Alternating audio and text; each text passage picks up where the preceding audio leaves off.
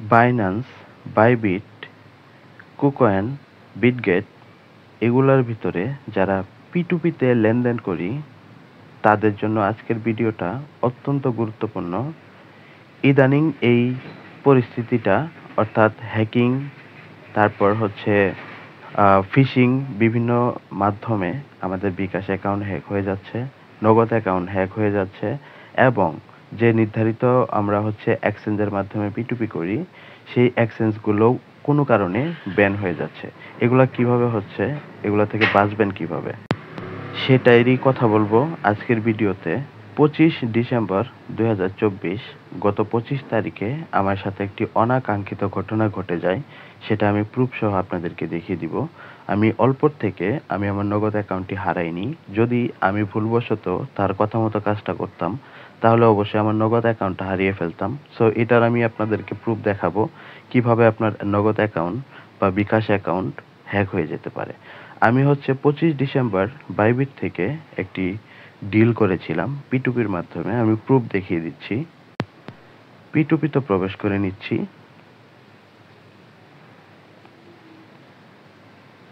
তারপর হিস্টোরিতে যাচ্ছি, অল অপশনে ক্লিক করে দিচ্ছি। এখানে দেখুন 517 টাকার একটা ডিল করেছিলাম। তারিখটা দেখার জন্য এখানে দেখুন 2024 12 25 25 তারিখে, ঠিক আছে। দেখুন এখানে হ্যাঁ 6টা 47 মিনিটে ডিলটা কমপ্লিট করা হয়। তো বুঝতে পারতেছেন এইখানে 25 তারিখে আমি একটা ডিল করি 517 টাকার। সো 26 তারিখ সকাল 12টা কি 11টার দিকে আমার কাছে একটা কল চলে আসে এই নাম্বার থেকে। 12টা 17 মিনিটে এই নাম্বার থেকে আমাকে একটা কল করা হয়। কল করে আমাকে বলা হয় যে ভাই আমি সেই এজেন্ট বলতেছি, অর্থাৎ এই যে যার সাথে আমি ডিলটা কমপ্লিট করেছি এইখানে 517 টাকার, এই এজেন্টের পরিচয়ে আমাকে এখানে একটা ফোন করা হয়। ফোন করে আমাকে বলা হয় যে ভাই আপনার একটা ভুল হয়ে গেছে আমাদের এখানে। কালকে কি যে 517 টাকা আপনাকে পাঠানো হয়েছিল সেটা কি আপনি পেয়েছিলেন? আমি বললাম হ্যাঁ পেয়েছিলাম। যে ভাই এখানে একটা ভুল হয়ে গেছে আমার, সেটা হচ্ছে আজকে একজনে 8,000 টাকার একটা ডিল করছে, মানে ডিল বলতে 8,000 টাকার একটা ক্যাশিং করছে, যেখানে হচ্ছে কত টাকা 3,000 টাকা নাকি সে জাল টাকা পাইছে। মানে সেই এজেন্ট আমাকে বলতেছে, বুঝেন আমি কথাটা আপনাকে বলছি। এই এজেন্ট আমাকে বলতেছে যে আমার এখানে হচ্ছে আমি তো একজন এজেন্ট, তো ওই ব্যক্তি হচ্ছে কালকেও আপনাকে টাকা পাঠাইছিল, ঠিক আছে। অথবা সেইভাবেই বললো নাকি হচ্ছে বলেছিল যে ও আচ্ছা জাল টাকা পাইছে, তো এই জাল টাকা পাওয়ার ফলে উনার নাম্বারটা আর আমার নাম্বারটা হচ্ছে সেম সেম, লাস্টে হচ্ছে আমারটাও 70, তারটাও হচ্ছে 70। তো উনারটা হচ্ছে বাংলা লিঙ্ক, আমারটা হচ্ছে গ্রামীণ, ঠিক আছে। তো ভুলবশত এই গ্রামীণ নাম্বারে নাকি হচ্ছে তারা এই নগদ অফিসে ফোন করে একটা রিপোর্ট দেয়, মানে আমার নাম্বারে ভুলবশত ওনার নাম্বার না দিয়ে আমার নাম্বার ভুলবশত দিয়ে আমার নাম্বারে একটা রিপোর্ট করে দেয়। রিপোর্ট করার পর এই এজেন্ট আবার বুঝতে পেরেছে, মানে এই এজেন্ট আবার বুঝতে পেরেছে যে আমি ভুল করে ফেলেছি। তখন আবার সে নগদ বিকাশে মানে নগদ এজেন্টের কাছে ফোন দিয়ে বলে যে ভাই এরকম এরকম ভুল নাম্বার হয়েছে, ওই নাম্বারটা হচ্ছে আগের মতো আবার ঠিক করে দেন। বুঝেন কথাটা। তা আমার অ্যাকাউন্ট নষ্ট করছে তারা, আমার অ্যাকাউন্ট ঠিক করে দেন। ওরাই বলতেছে, আমি কিন্তু এগুলো জানি না। তো এই বিষয়টা আমাকে বলতেছে যে এরকম এরকম উনি হচ্ছে আবার ঠিক করে দেন। তো ঠিক করার জন্য উনি আমাকে ফোন দেয়, এই যে ব্যক্তি আমাকে ফোন দেয়, ফোন দিয়ে বলে যে ভাই এরকম ভুল হয়েছে। তো আমি হচ্ছে আবারও বলে দিছি আপনার অ্যাকাউন্টটা ঠিক করে দিব, তো একটু পরে আপনাকে একটা ফোন দিবে, ঠিক আছে। এজেন্ট থেকে, নগদ এজেন্ট থেকে ফোন দিবে, ফোন দিয়ে আপনাকে হচ্ছে আপনার অ্যাকাউন্টটা ঠিক করে দিবে। তো এইভাবে তার সাথে আমার 2 মিনিট কত সেকেন্ড জানি কথা হয়, পরে আমি ফোন কেটে দিই। কেটে দেওয়ার পর তার এই যে এখানে দেখুন টাইমটা 12টা 17-তে তার সাথে কথা হয় এবং 12টা 21 মিনিটে এই নাম্বার থেকে একটা ফোন আসে। সো এই নাম্বার থেকে ফোন আসার পর এই নাম্বার সাথে আমি কথা বলি। এই নাম্বারে কথা বলার সময় উনি আমাকে কি কি বলল সেই ভয়েসটা আপনাদেরকে শোনাবো, তাহলে আপনারা বুঝতে পারবেন। মানে ইনি এখন আমাকে ফোন দিয়েছে যে আমার এই লোকটা ফোন দিয়েছে, পরিচয় দিয়েছে হচ্ছে সে মহাখালী থেকে ফোন দিয়েছে, নগদ নগদের কোনো একটা এজেন্ট আর কি।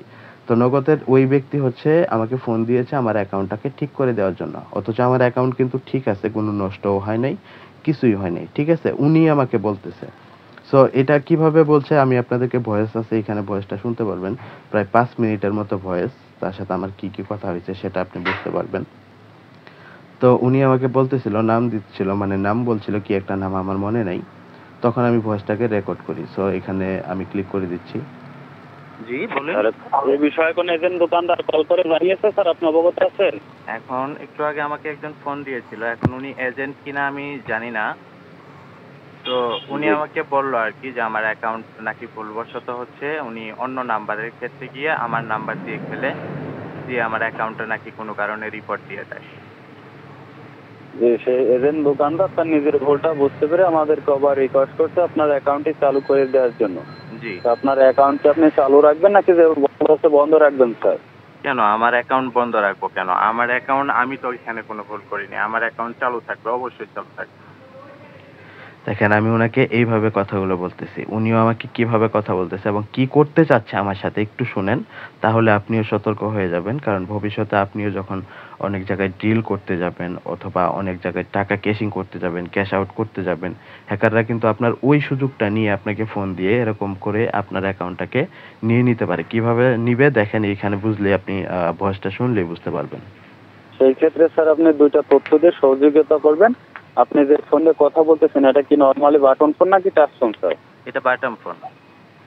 স্যার আপনি যেহেতু বাটন ফোন দিয়ে কথা বলতেছেন, তাহলে আপনি পাশ থেকে যে কোনো একটা ফোন নাম্বার বলুন, আমরা ওই ফোনে কল করব। আর আপনার ফোন থেকে কিভাবে অভিযোগটা তুলবেন আমরা নিয়মটা জানিয়ে দিব, আপনি নিজে নিজে অভিযোগটা তুলে নিতে পারবেন স্যার। আচ্ছা, কি কি করতে হবে একটু বলেন। স্যার আপনি পাশ থেকে যে কোনো একটা ফোন নাম্বার আমাদেরকে বলুন, আমরা ওই ফোনে কল করে আপনার নিয়মটা জানিয়ে দিব, আপনি নিজে নিজে করতে পারবেন। এটা আমার আশেপাশে আর ফোন নেই ভাই, বর্তমানে আমার কাছে যেটা এটাই। আচ্ছা, সেক্ষেত্রে তাহলে আপনার অ্যাকাউন্ট আমরা কিভাবে চালু করব? এখন এটা আপনাদের দায়িত্ব ভাই, এখানে তেমন কিচ্ছু হয়নি, আপনারা যদি বন্ধ করে থাকেন এটা আপনাদের চালু করার দায়িত্ব। এখন যদি আপনি সঠিক অ্যাকাউন্টের মালিক হন, তাহলে আপনার অ্যাকাউন্টে আমরা সঠিকভাবে আপনার চালু রেখে দিব। সেই ক্ষেত্রে যে দোকানদার কমপ্লেইন করবে, কমপ্লেইনকে তো একটা মেসেজ আপনার ফোনে সাবমিট করা হবে। আপনি কি কথা বলা অবস্থায় মেসেজটি ওপেন করে দেখতে পারবেন? হ্যাঁ দেখতে পারবো, বলেন। আচ্ছা, আপনার ফোনে আপনি লাউড স্পিকার দিয়ে মেসেজ বক্সে প্রবেশ করে দেখুন যে নগদ অফিস থেকে কোনো মেসেজ পেয়েছেন কিনা স্যার আপনি। সে আমাকে ইন্টারেকশন করতেছে, তারা একটা কোড পাঠাবে আমাকে, ঠিক আছে? ওই কোডটা তাকে দিতে হবে। কোডটা কিসের আমি আপনাদেরকে ওইখানে ভয়েসের মধ্যে আমি বলছি, শুনেন। আর ওই মেসেজটি ওপেন করে দেখবেন যে দোকানদার কমপ্লেন করছে, কমপ্লেনটিতে অভিযোগ 6টি নাম্বার থাকবে, দুইটা করে সঠিকভাবে আমাদেরকে জানাবেন স্যার। কোনো মেসেজ পেয়েছেন? হ্যাঁ মেসেজ পেয়েছি। মেসেজটি ওপেন করে দেখুন যে দোকানদার কমপ্লেন করছে, কমপ্লেনটিতে 6টি নাম্বার আছে, কত জানাবেন। 1 মিনিট একটু লাইনে থাকেন। স্যার এখানে একটা মেসেজের নির্ধারিত টাইম থাকে, মেসেজের টাইমটা ওভার হয়ে গেলে আমরা মেসেজের কমপ্লেন নাম্বারটা নিতে পারবো না স্যার, সেক্ষেত্রে আপনি একটু দ্রুত জানাবেন। হ্যাঁ মেসেজ আসছে এখানে, ওয়ান টাইম ওটিপি, এটা আমি কেন দিব আপনাকে? স্যার এখানে যদি আপনি সঠিক অ্যাকাউন্টের মালিক হন, তাহলে আমাদেরকে সঠিকভাবে জানাবেন। দেখেন, এখানে বিষয়টা আমাকে শেখাতে আসবেন না। আপনাদের কোম্পানি, আমার যে ইনফরমেশন সবই আপনাদের কাছে আছে, তাহলে আমার কাছ থেকে নেওয়ার কি দরকার? স্যার এখানে আপনি যদি সঠিক অ্যাকাউন্টের মালিক হন, তাহলে আপনি অবশ্যই আমি সঠিক অ্যাকাউন্টের মালিক। আচ্ছা, সেক্ষেত্রে তাহলে আপনাকে এই মেসেজের কমপ্লেন নাম্বারটি জানাতে হবে না, আপনার নিজের ফোন থেকে আমি অফিসিয়াল নিয়মটা জানিয়ে দেবো, আপনি নিজে করে নেন, ঠিক আছে স্যার? জি অবশ্যই বলে দেন। আপনার এসে যান, ডায়াল পেডে যাবেন, যেখান থেকে কল করা হয় সেইখানে প্রবেশ করবেন স্যার। হ্যাঁ ওইখানে উঠাবেন *167*, হ্যাঁ বলেন। *167*8*2*। জি। তারপরে আপনার নগদের 4 সংখ্যার পিন দিয়ে স্টার। চিন্তা করেন, মানে আমি যখন তাকে ওটিপিটা দিলাম না, মানে আমার যে নগদ অ্যাকাউন্ট লগ ইন করার যে একটা ওটিপি আসে, সেই ওটিপিটা কিন্তু সে চাইছে আমার কাছে। সেই ওটিপিটা যখন আমি তাকে না দিলাম, তখন সে একটা কোড ডায়াল করতে বলছিল। কোডটা আপনারা নিশ্চয়ই শুনেছেন। সেই কোডের শেষে আমাকে কিন্তু বলা হয়েছে 4 ডিজিটের পিন কোডটা দিতে, অর্থাৎ আমার নগদের যে পিন কোডটা, সেই পিন কোডটা কিন্তু এখানে দিতে বলছে। বুঝছেন আপনার কথাটা? জি, এই সিস্টেমটা তো হচ্ছে অ্যাপ থেকেই সম্ভব।